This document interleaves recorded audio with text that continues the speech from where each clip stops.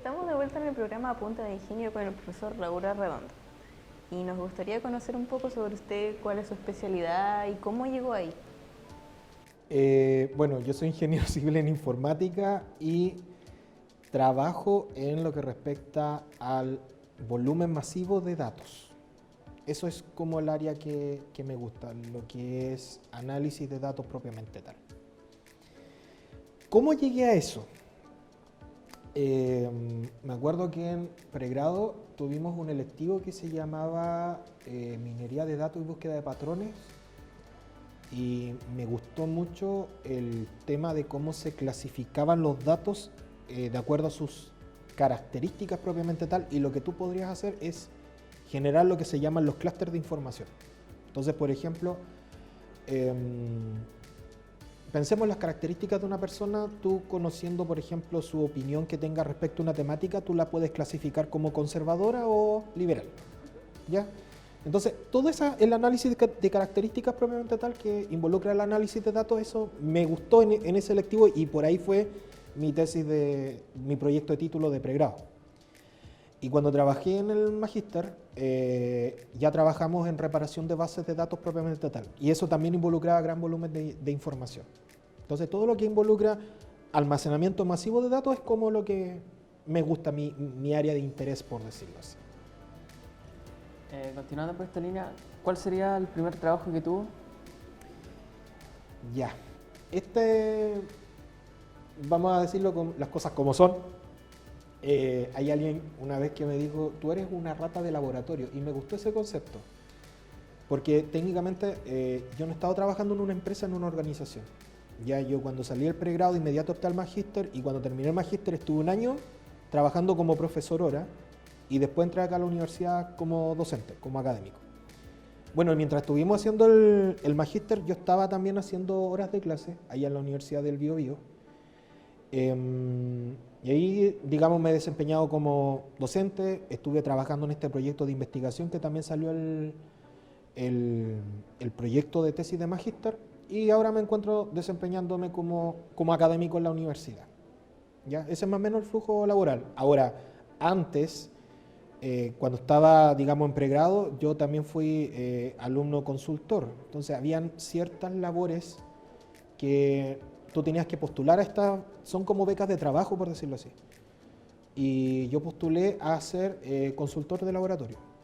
Básicamente nos encargamos del mantenimiento del laboratorio, que los computadores estuvieran con todos los requerimientos de los profesores que necesitaran, que si había fallas teníamos que reparar los computadores, cambio de piezas, cosas por el estilo. Eso es lo que nos encargamos en esa parte.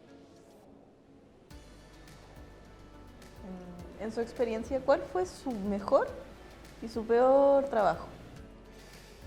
Ay, ay, ay, esto es complicado, porque cuando tú trabajas en materia laboral, tú lo que buscas es estabilidad, ¿sí? Qué genial es sentir esa sensación de que cuando llegas a fin de mes tú vas a poder tener algo en tu cuenta como para poder comprar algunas cosas y también darte tus lujos si es que te los permite. Así que yo puedo decir que acá, dentro de todo, ha sido una buena experiencia acá en la universidad. Te lo puedo decir como suficiente propiedad. Aparte, tú vas conociendo gente, colegas, donde vas armando afinidad, eventuales líneas de proyecto, estás colaborando con ellos, de repente tú estás prestando servicios docentes a otras carreras, y eso igual te va generando un cierto feeling bien importante. Lo más duro, y aquí solidarizo mucho con las personas que están trabajando, por ejemplo, a servicios honorarios. Ya, el tema que cuesta mucho a veces que te entreguen el primer pago cuando estás trabajando en una institución pública, y se te demora mucho el primer pago, sabiendo de que hay muchas familias que dependen de eso para poder vivir. O sea, ni siquiera es para darte tus lujos, es para poder comprar lo necesario. Y eso fue como algo poco grato que tuve en ese minuto, pero sobre todo la primera vez. Pero después como que te vas acostumbrando. Tú sabes que cuando entras en marzo, nunca recibes tu primer sueldo. Ya, y después en abril te llega, y como que ahí tienes que compensar. Igual es injusto, eso sí, pero bueno, son es parte de la pega, es parte de la vida y tienes que tratar de adaptarte. ¿Por qué motivo se dedica a la docencia? El tema docente, yo creo que partió incluso antes de entrar a la U. A mí me gustaba explicar a personas cuando no entendían algún concepto. Yo tenía esa habilidad años anteriores de que entendía la primera. Y no, entonces de repente habían compañeros que me decían, oye, ¿qué quisieron decir con esto? Ya, ven para acá, hagamos el ejercicio, se lo explicaba y entendía muy bien. Después cuando empecé a hacer ayudantía, me decían, oye, explicás mejor que el profe. Y de repente tú estás viendo profesores que están haciendo algunas cátedras y estáis como captando ciertos tips que ellos están hablando. Entonces de repente había un profe que a cada rato decía, te fijas. Y eso al final tú lo vas repitiendo. Ya, de repente hay otras muletillas que dicen, por ejemplo, ¿cierto? ¿Estoy en lo correcto? Hay otros que decían en términos generales, en términos estrictos, y de repente te vas familiarizando de esa... Sí. Exacto, te vas impregnando de esas muletillas y las utilizas para hacer clases. Y lo otro que también tiene que ver con tratar de ayudar. Uno no es para tirarme flores ni nada, ni que me hagan un altar, porque no me gusta eso. Pero tú tratas de cómo ayudar a las personas que realmente no pueden. Y conociendo la orientación de una institución pública, donde entran estudiantes de diferentes contextos, de diferentes vulnerabilidades, de diferentes situaciones, tú tratas de que a ellos les vaya bien. Cuando eres profesor universitario, tú quieres que a ellos les vaya bien. Ya no existe este perfil del profe universitario que dice, no, ¿sabes qué más? En una asignatura que reprueben 95 cabros de 100, eso significa que el profe fue bueno. No.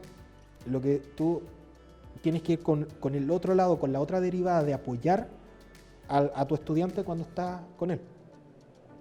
De hecho, hace un tiempo atrás, cuando un estudiante dio un discurso de despedida, yo casi me quiebro, y eso que no soy tan llorón. Y él decía que él se sentía muy agradecido de haber estudiado acá porque más que, los profesores lo apoyamos en términos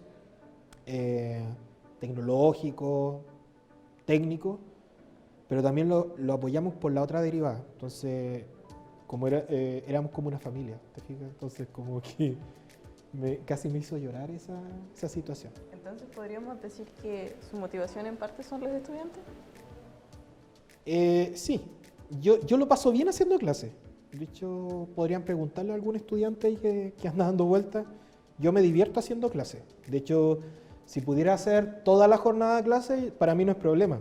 Porque siempre tú vas como conversando con los estudiantes y de repente te van contando algunas cosas, te conviertes como una especie de confidente de ellos, te van contando algunas situaciones personales y yo he tenido algunos roces con algunos de ellos, pero a medida que va avanzando el tiempo, como que te van agarrando más confianza y te van contando otras cosas más profundas. Y eso también como que, sí, es interesante esa conexión. Y eso mantiene viva, por decirlo así, la llama de querer ser docente.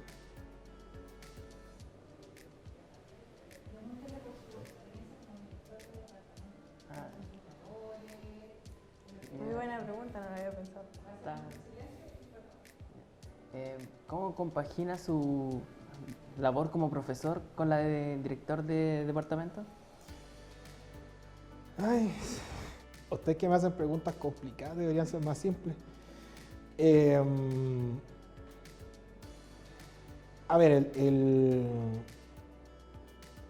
hay un concepto que tengo en mi forma de trabajar que es en base a requerimiento. Entonces, cualquier cosa que me pidan algo, yo lo veo como un requerimiento. Entonces yo lo tengo ahí con mi lista de actividades. Requerimiento, requerimiento, requerimiento. Hay algunos que tienen resolución rápida, hay otros que tienen una resolución mucho más lenta. Entonces, ¿qué es lo que tú tratas de hacer? Y aquí hago lo que trato de aplicar en la disciplina, ya como trabajo volumen de información, algunas cosas raras, es tratar de darle cierta prioridad a algunos requerimientos y hay otros que, como son de más largo aliento, uno le va haciendo un seguimiento en paralelo. Y eso te permite, en cierta forma, poder desarrollar una labor docente relativamente bien, ¿ya? Hay una situación sí que pasa, que cuando tú enfrentas un cargo directivo, te desconectas un poco de lo que pasa en el pasillo. Entonces, lo que me pasaba a mí cuando yo era profesor raso, por decirlo así, es que tú interactuabas mucho con las personas. Pero cuando estás enfrentando un cargo directivo, te encierran mucho en la oficina.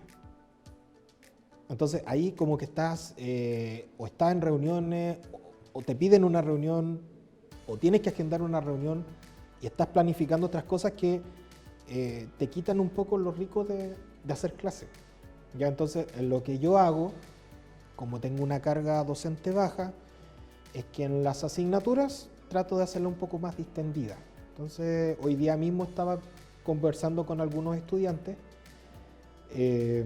y ahí les planteé alguna anécdota y fue como un break para que pudiéramos retomar el aprendizaje de la unidad que estábamos viendo. Cosas así como que puedes tratar de arreglar un poco cómo compatibilizar la parte de dirección con la parte docente. Hay que disfrutar lo que uno hace. ¿Ya? Si tú me preguntas si disfruto siendo director, trato de hacerlo.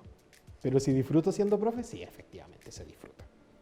¿Prefieres ser profe o ser director? No, ser profe.